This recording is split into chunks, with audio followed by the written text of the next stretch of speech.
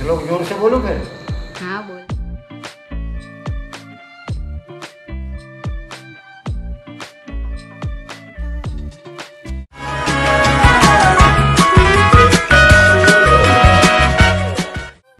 Hi guys, so mag-isa lang ako dito sa bahay. Wala si father-in-law, wala si Milan, wala si mommy.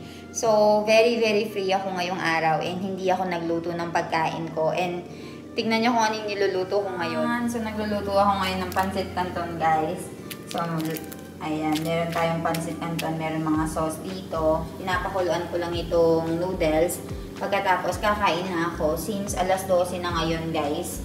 And wala din naman si mommy, wala si papa, wala si Milan. So, bakit pa ako magluluto? Meron talaga mga times na ako lang yung naiiwanan mag-isa dito sa bahay. Gawa ng meron na tayong kanya-kanyang trabaho. And si mommy nagbabakasyon kasi madalas din siya naiinip dito sa bahay. Kasi nga, nasa bahay lang siya, walang ganap, walang ginagawa. And ako, palagi akong nag-e-edit, ganon. So, minsan sinasamahan ko siya sa baba. Pero ngayon na meron siyang reason para magbakasyon, tinig niya yung opportunity dahil nga nandun si Aksali, yung pamangkin niya. So, nakabakasyon siya ngayon sa Danpor.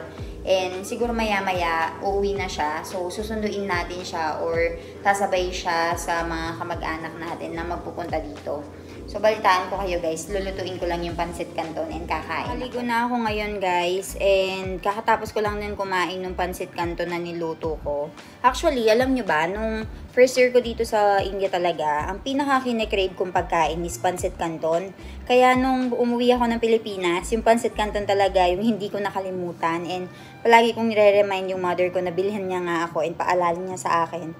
Para kapag umuwi nga ako dito sa India, meron akong kinakain-kain tuwing merong mga times na wala nga akong kasama dito sa bahay, ako lang mag-isa.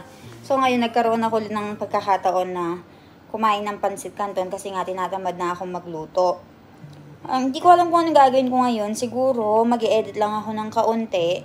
Pagkatapos, try kong matulog kasi after so many days, hindi ako nakakatulog ng hapon, guys. So, ngayon, try natin matulog ng hapon since tayo lang naman mag-isa. Alam niyo ba, guys, sobrang dami talagang trabaho sa bukid ni na father-in-law. And hindi ko sure kung ano yung mga ginagawa nila sa bukid ngayon. Update ko kayo sa mga susunod na araw kung ano ba yung mga trabaho doon. And si Milan naman, nasakto na 24 hours duty siya. Ang buong akala kasi namin, guys, ngayon nga aalisin na mommy, wala nga duty si Milan para meron akong kasama dito sa bahay. Pero meron nga biglang tumawag na doktor na meron nga absent. So ayun, bigla siyang napa-duty nang wala sa oras. Pero bukas babalik din naman siya. So 2 araw lang magsistay si mommy doon sa Danpor and aalis din kasi si Aksali, papasok na sa eskwelahan and pupunta na siya ng Surat. Kaya magsistay lang si mommy doon hanggang nandun si Aksali.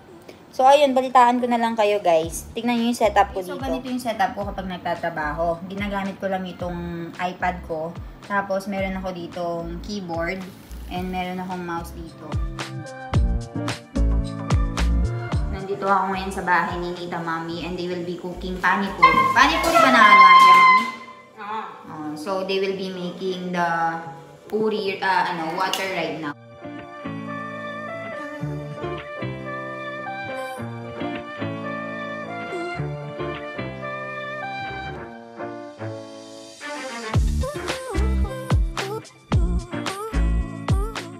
Shiva niyan will be buying some puri. So, pasok tayo sa loob. They have a lot of snacks inside. So, these are the snacks that they have in here. So, we are currently looking for puri. Where are the puris? Tarelo. Oh, over there. On top. Gojo. These are the puris that we'll be buying. How much for one? Akit lang shake? 55. And how many pieces already? 100, I think. 100. 100. Nakabili na kami ni Shivani. Now, mommy is currently making the pani. Puri. No pani. Huche mo kidi no, mommy. Coriander leaves. Huche? Mint. Neem leaves? Mint. Okay. Mint leaves. And then, adu. Ayan, ginger. Chili. Ayan, chili, guys. Kothmir. Hucha? Biju? Coriander. Lali. So, meron din ditong lemon, guys. So, mommy is very good in making pani. Very tasty pani.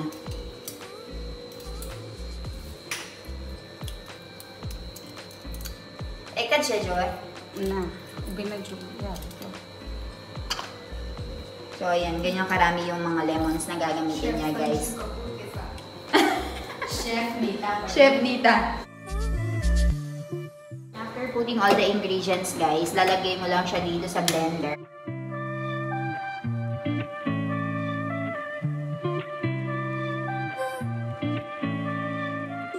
Ito yung magiging itsura niya, guys, once na na-blend na siya. Is magpapakulo na tayo nitong mga potatoes. How many potatoes did you use? 7 potatoes. So, hinati lang niya into 2. Tapos ngayon is, ito yung water. Like pan? Pani. Nasaan? Oh. Minty smell.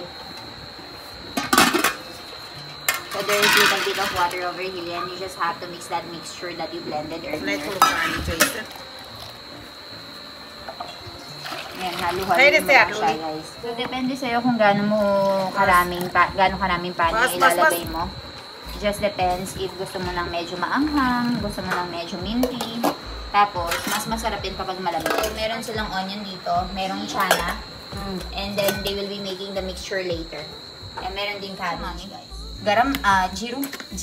Jeera powder. Then, you just have to mix it. Taste ka rin, nagpachitanin mo kidot ko. Namak-namak na yung mukha, no? So, meron salt and black salt.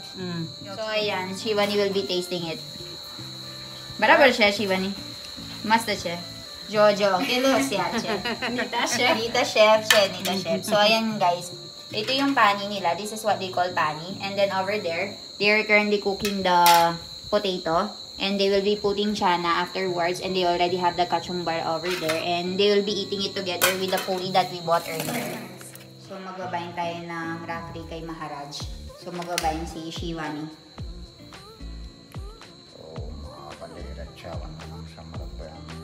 For protection. So, ayan pala. Si Maharaj pala yung magbabayin kay Rafri. Ng rafri kay Shivani. Tapos magbibigay ng pera sa Shivani sa kanila.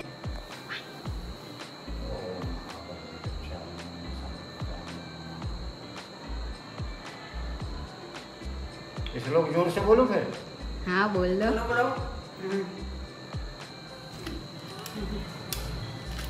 Baindi.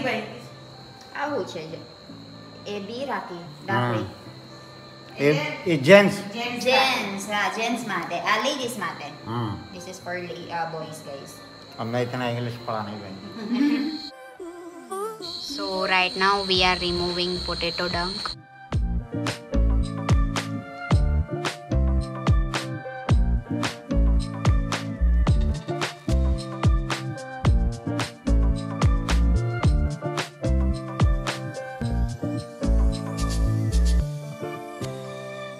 So right now we are putting black salt.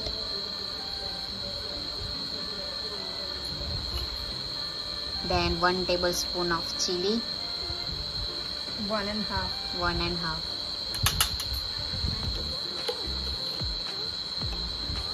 For our taste we put salt and some lemon.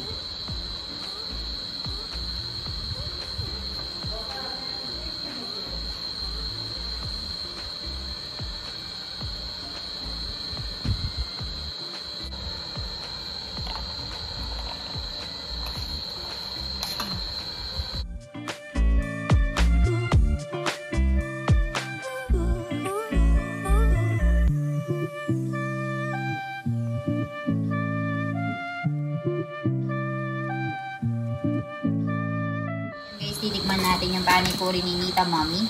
Meron tayo ditong puri, meron tayong potatoes dito, meron tayong onion, and this is the water. So, ayan guys, para sa mga hindi nakakaalam kung paano kainin yung pani puri and sa mga bagong nanonood dyan, kailangan mong butasan dito. Tapos, lagyan mo siya ng potato. Tapos, kung gusto mo ng onion, pwede mo rin ilagyan ng onion. And And afterwards, meron ditong water. Ididip mo lang siyang ganyan. And pwede mo na siyang kainin.